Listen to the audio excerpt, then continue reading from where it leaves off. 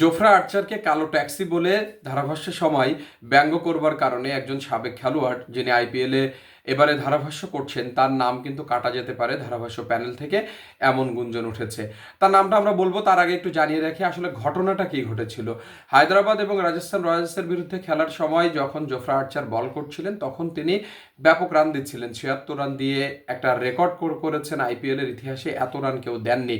তো এই সময় কিন্তু তিনি ধারাভাষ্যে ছিলেন, তিনি বলেছিলেন যে লন্ডনে কালো ট্যাক্সির মিটার যেমন চড়চড় করে বাড়ে, তেমনি এখানে আর্চারের মিটার চড়চড় করে বাড়ছে। তো এটা একটা বর্ণ বিদ্বেষ বলে অনেকে মনে করছেন, এবং এই কথা বলেছেন হরভজন সিং, যিনি এর আগে আপনারা জানেন এন্ড্রু সাইমনকে 2008 সালে মানকি বা বাদর বলে রেখেছিলেন, তাকে সতর্ক করা হয়েছিল, তিনি অস্বীকার করেছিলেন। তো এবারে কিন্তু এরকম একটা বর্ণবাদের যে গন্ধ তিনি তুলেছেন, এবং আইপিএলে এরকম একটা ব্যাপার যখন এসছে তখন এই বিষয়টা জোফরা আর্চারও নালিশ করেছেন আইপিএল কর্তৃপক্ষকে বা বোর্ডকে। তো এখানে কিন্তু এবার নতুন করে ইরফান পাঠানের পর হরভজন সিংও এই তার যে তিনি যে ধারাভাষ্য করছেন এখান থেকে তার নামটাও কিন্তু কাটা যেতে পারে। তো কোথাও বর্ণবাদ নয়, বর্ণবাদকে না বলুন, এটা দক্ষিণ আফ্রিকাতেই শেষ হয়ে গেছে, আর নতুন করে কোনো বর্ণবাদ আমরা দেখতে চাই।